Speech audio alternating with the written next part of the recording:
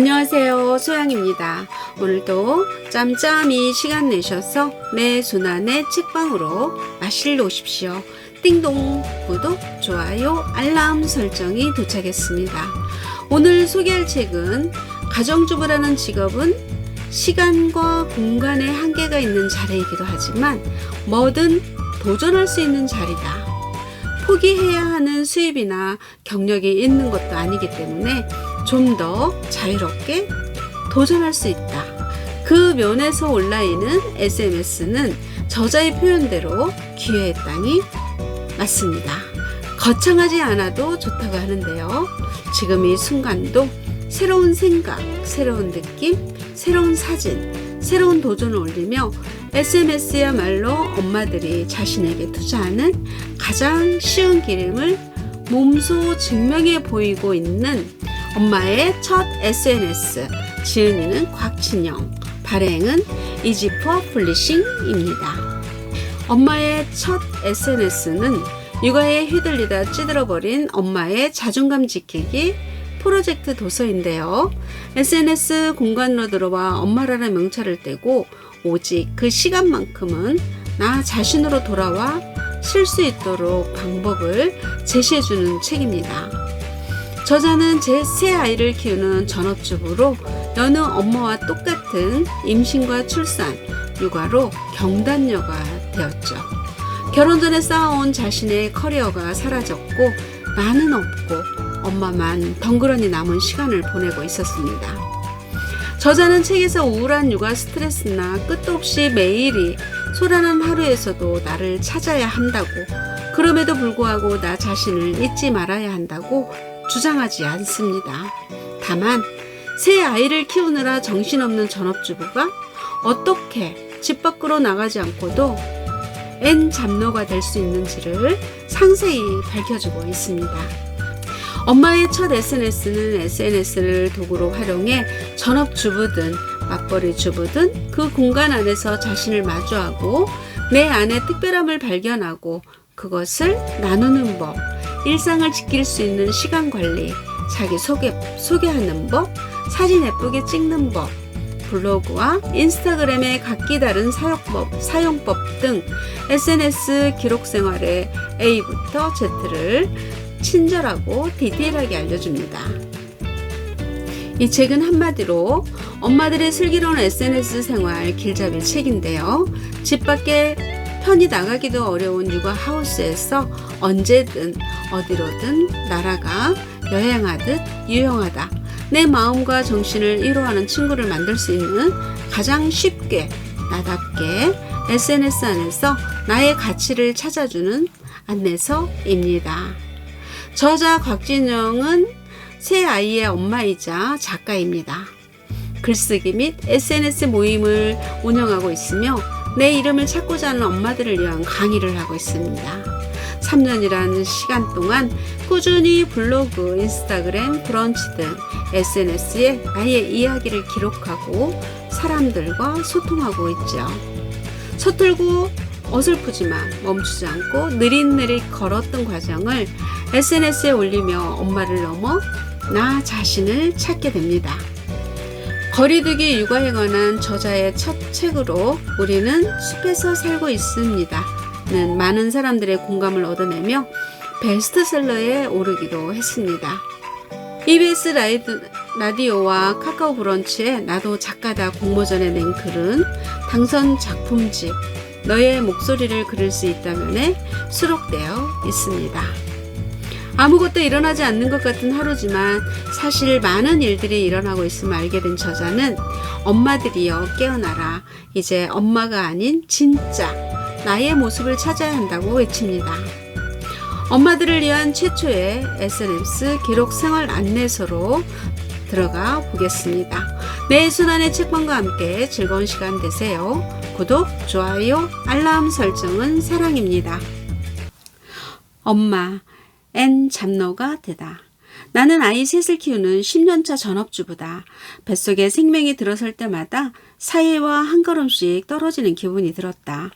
남편이 나 오늘 회식이야 라든지 야근해야 해 일이 너무 많아 라고 할 때마다 불편한 감정이 생겼다. 처음엔 혼자 아이를 봐야 하는 고단함 때문인 줄 알았다. 차라리 그랬다면 덜 부끄러웠을지 모른다. 불편함의 정체는 사실 질투였다. 자신의 업무에서 인정받고 있는 남편에 대한 부러움이었다. 나도 생산적이고 가치 있는 일을 하고 싶다고. 나도 생산적이고 가치 있는 일을 하고 있다고, 생명을 키우는 위대한 일을 하고 있다고 생각하면서도 때때로 마주하는 초라함을 숨기기가 힘들었다. 독서 지도사, 보육교사, 유치원 전교사 등 어떻게든 경력 단절을 극복하고 사회로 복귀하는 날을 꿈꾸며 자격증 공부를 했다.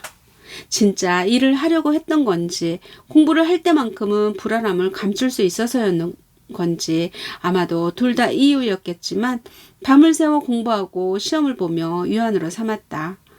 그랬던 내가 불과 몇 년도 지나지 않아 여러 개의 일을 하며 소소한 수익까지 얻고 있는 흔히 말하는 N 잡너가 되었다.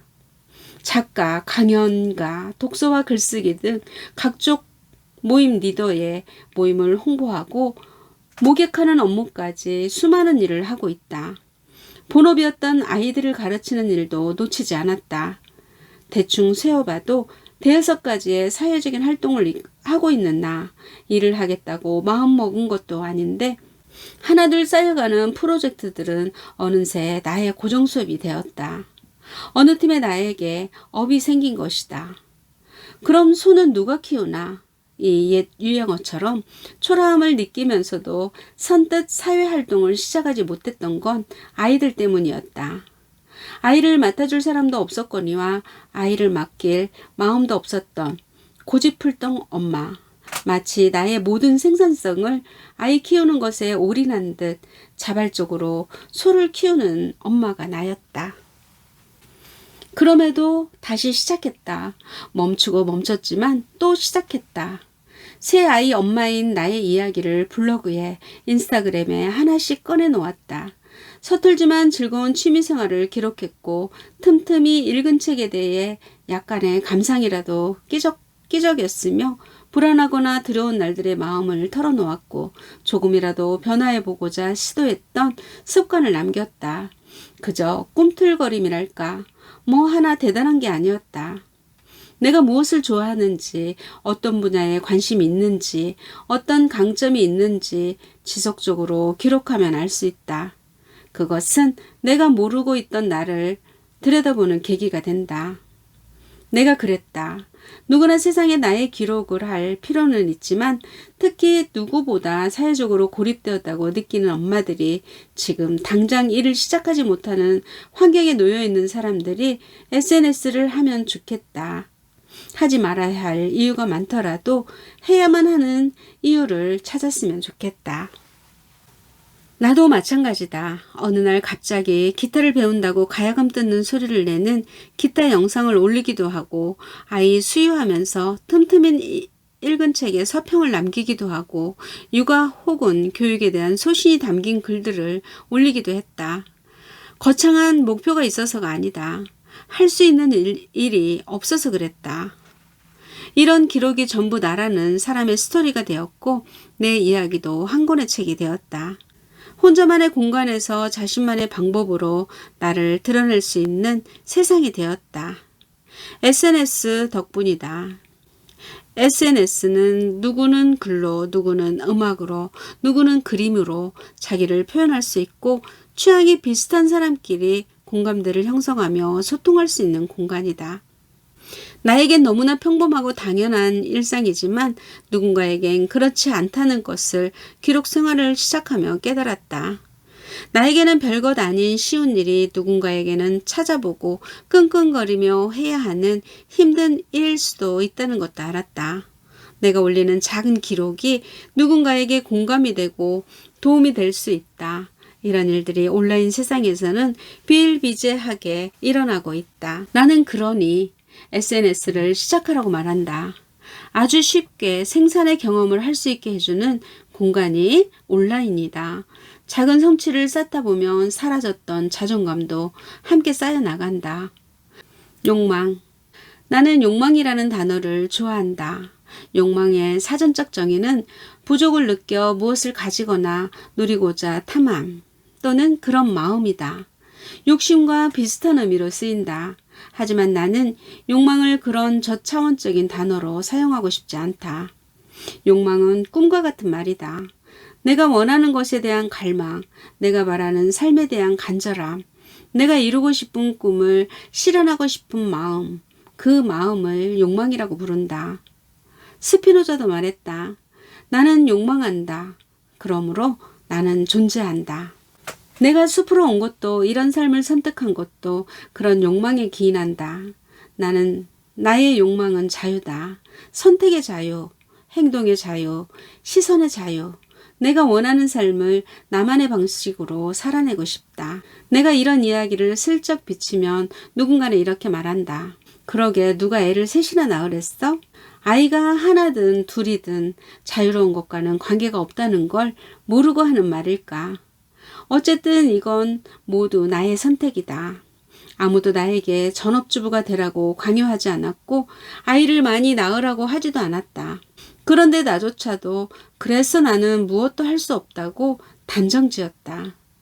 SNS를 하기 전까지는.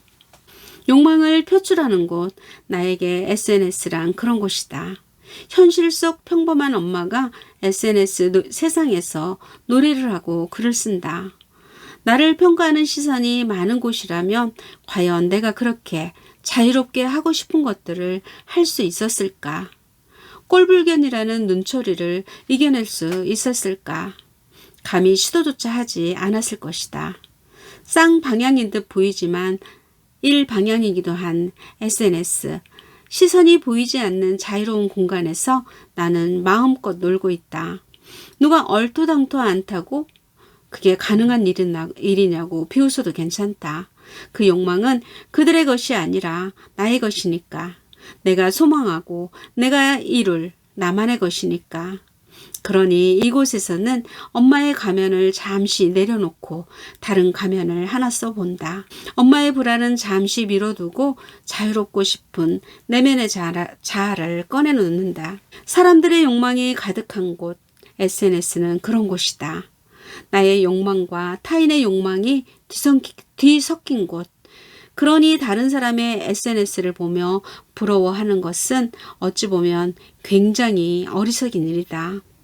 나의 욕망이 내 전부가 아닌 것처럼 타인의 욕망도 타인의 전부가 아니다. 그것을 알고 진입하는 것과 모르고 진입하는 것은 다르다. 누군가의 피드를 보며 부러워할 시간에 나의 욕망을 온전히 꺼내놓는 일을 먼저 해보자. 그럴 시간도 부족하다. 원하는 내가 되기 위해 지금 내가 해야 하는 일. 말하는 대로 나는 노래를 좋아한다. 말하는 대로 될 수 있다고 그대 믿는다면 이라는 열창하는 소절을 들을 때마다 소름이 돋는다. 말에 힘이 있다. 는 말을 믿는다. 앞서 욕망에 관한 이야기를 했다. 원하는 모습을 그렸고 계속 내뱉었다. 그런데 그렇게 하는 것만으로 정말 꿈이 현실이 될까? 나는 작가가 될 거라고 말하면서 넷플릭스만 보고 있다면, 부자가 되고 싶다고 말하면서 인터넷 쇼핑만 하고 있다면 과연 그 말은 힘이 있을까? 욕망이 구체적인 현실이 되려면 우리는 액션을 해야 한다. 움직이지 않으면 그저 몽상가, 허풍쟁이가 될 뿐이다. 그래서 나는 지금 여기에서 내가 할 수 있는 일을 하기로 했다. 나라고 뭔가 특별한 것이 있었던 게 아니다. 그저 내가 할 수 있는 말은 이 일의 결과가 뭐가 됐든 간에 일단 써보자는 것이다. 생각해보면 가정주부라는 직업은 시간과 공간의 한계가 있는 자리이기도 하지만 뭐든 도전할 수 있는 자리다. 포기해야 하는 수입이나 경력이 있는 것도 아니기 때문에 좀 더 자유롭게 도전할 수 있다. 의식적, 무의식적으로 기록을 지속하다 보면 자기도 모르게 발견하는 것이 있다. 내가 편안하게 쓸 수 있는 글이 무엇인지, 관심 분야가 무엇인지, 그전에는 깨닫지 못했던 진짜 욕망을 발견하는 때가 온다. 아, 나는 이걸 좋아하는구나. 나는 이런 걸 잘하는 사람이구나. 나 사실은 이런 이야기를 하고 싶었구나. 행동하지 않는 사람에게는 아무것도 주어지지 않는다. 나는 말의 힘을 믿는 사람이고 내가 말한 대로 원하는 바를 모두 이루며 살고 있다고 자부한다. 물론 쉬운 일이 아니다. 말이 행동이 되기 위해선 사실 꽤나 큰 에너지가 필요하다. 나는 말이 행동이 되도록 하는 그 사이에 SNS라는 중간 과정을 넣었다. 이건 매우 효과적인 트리거가 되었다. SNS는 다시 말하면 공표다. 세상에 내가 원하는 것을 말하는 과정이다. 나 오늘부터 부자가 될 거야 라고 하는 혼잣말은 힘이 없다. 나밖에 듣지 못한 말은 언제든 주워 담을 수 있다. 그래서 내가 매일 살을 빼겠다고 말하지만 살이 안 빠지는 모양이다. 하지만 SNS라는 확성기에 대고 외치는 순간 그 말은 무게를 갖게 된다. 더 이상 혼자만의 넋두리가 아니다. 스스로에게 각성이 된다. 다음 스텝을 밟을 수 있도록 하는 동력이다. SNS를 똑똑하게 사용하는 사람은 이런 점을 잘 활용한다. SNS의 많은 이점 중 가장 강력한 것이 바로 이 확성기 효과다. 뭔가 좀 다르게 살고 있는 나를 기록하려고 컴퓨터 앞에 앉았다. 나를 보여주기 위해 포장된 글을 쓰려다 보니 자꾸 다른 사람의 포장지를 들여다보게 되었다. 화려한 포장지를 보자니 갑자기 내가 쓰려는 것들이 초라하게 느껴졌다. 왜 굳이 이런 걸 쓰려고 하지? 내 안의 비판자가 나를 들들 볶기 시작했다. 별것도 아닌 나를 드러내는 것이 유난하다고 생각하기도 했고 남들에게 비웃음을 받을 거라고 단정하기도 했다. 하나를 올리고 후회와 자책으로 계속 반응을 확인할 때도 있었다. 그런 나와 마주할 때마다 SNS뿐 아니라 일상도 멈췄다. 인생의 파도를 타려고 시작한 일 때문에 도리어 땅굴을 파게 됐다. 이제는 안다. 남과 나의 차이점을 찾고자 하는 에너지를 스스로에 대한 탐구를 하는데 사용하면 된다는 것을, 멋져 보이고 싶다는 마음을 내려놓고 그저 있는 그대로의 나를 기록하기로 했다. 내가 SNS를 하는 까닭은 남에게 보여주기 위함이 아니다. 내가 나에게 오늘 또 이렇게 일상을 잘 꾸렸다고 말해주는 선물 같은 것이다. 특별해서 기록하는 것이 아니라 그 기록으로 나의 오늘이 특별해짐을 알기 때문이다. 그리고 이것이 바로 내가 이 책을 쓰는 이유이기도 하다. 엄청난 노하우를 알려준다거나 순식간에 인플루언서가 되는 법을 말하고자 하는 것이 아니다. 내가 그런 식으로 계정을 깨우고 있지 않기 때문이다.